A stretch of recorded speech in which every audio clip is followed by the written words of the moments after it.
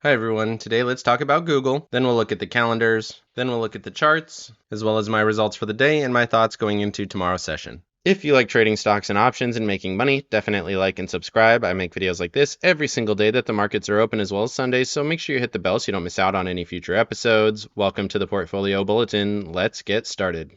So looking at Google first, I want to highlight the fact that they paid $26 billion to be the default search engine for browsers and phones. And I think this is going to be kind of an anti-competitive thing. They are currently in an antitrust trial. And this is one of the things being highlighted, that they're just spending a large amount of money to beat their competitors. And this could absolutely hurt Google. Maybe this is part of the reason the stock was down so much on their earnings. But this is a pretty big piece of evidence, and we'll have to continue to watch this play out. Moving over to the economic calendar, PCE came in at expectations. Headline month over month slightly higher, but everything else was okay. We did get a revision down as well on the core year over year and headline numbers, which was good. Consumer expectations missed a little bit, but consumer sentiment was good. Moving over to Max Payne, you can see we finished at 410, well below Max Payne. Right at the bottom of the calls, another very weak close, even with all these puts in the market, and quite a few options overall, 1.7 million. We'll have to see how this plays out next week,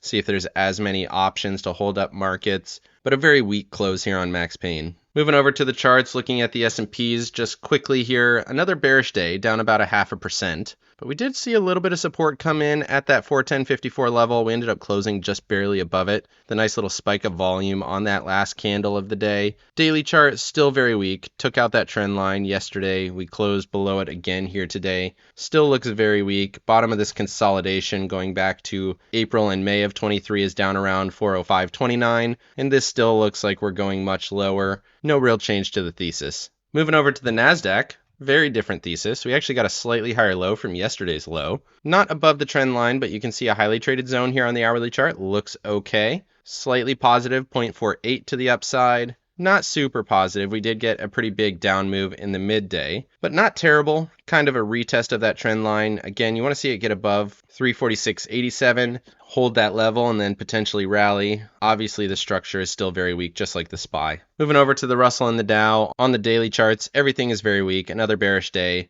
Down over 1% on both charts. Took out all of the support and trend lines on the Russell. The question is what happens now. I think this is going much lower. Dow, very negative day compared to the other major indices. It had been holding up fairly well, and then the last 2 days took out this previous low from May. Now we're looking to this low from early March, down at 317.72. I do have a level at 322.20, but this deeper low looks better. Moving over to Apple and Tesla. Apple held up okay, slightly bullish day. Touched that 165.71 level yesterday. We added that level. Continues to hold there, obviously still a downtrend. Testing that 9 EMA on the 4-hour chart. Momentum ticking towards bullish. Last time we saw that, we ended up breaking back down from the 21, but overall looks okay. Interesting here. Moving over to Tesla. Very similar, holding in this same range. The structure does look a little bit stronger. We're closer to this low from Monday, but we are breaking down from VWAP, and that next level for me is 197.75. Moving over to staples and discretionaries, bearish days on both. Staples took out this midpoint on this double top. Looks very weak. If 65.24 holds, that might be an interesting level from this wick low.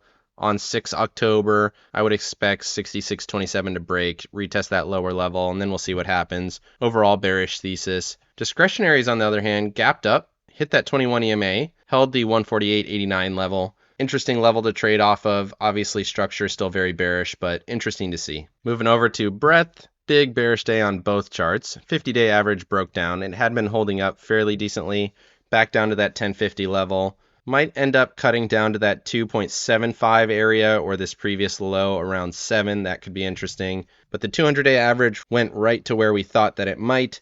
24.25 was the level we were watching. I've said multiple times, I don't think 29.39 is a very strong level. I expected it to break, and sure enough, it did. We got to this next one. The question here is, will this area between 18 and 19 hold? Or are we going deeper all the way down into this 10 area, which would be the same level from the June and September lows from 2022? Obviously, the structure is still very bearish. Moving over to the VIX, still going on this uptrend, another bullish day. from this previous close. I still think we're going to hit this 2450 area. Haven't gotten there yet, so overall still bearish in my opinion. In terms of my accounts, I did okay. I was down a little bit on the day. I really shouldn't have been, but I was trying to play to the upside. I did adjust to it okay to help mitigate some of those losses, but ended up with a slightly losing day. And you can see I did sell some calls here on the IWM, and I still have calls on the Qs.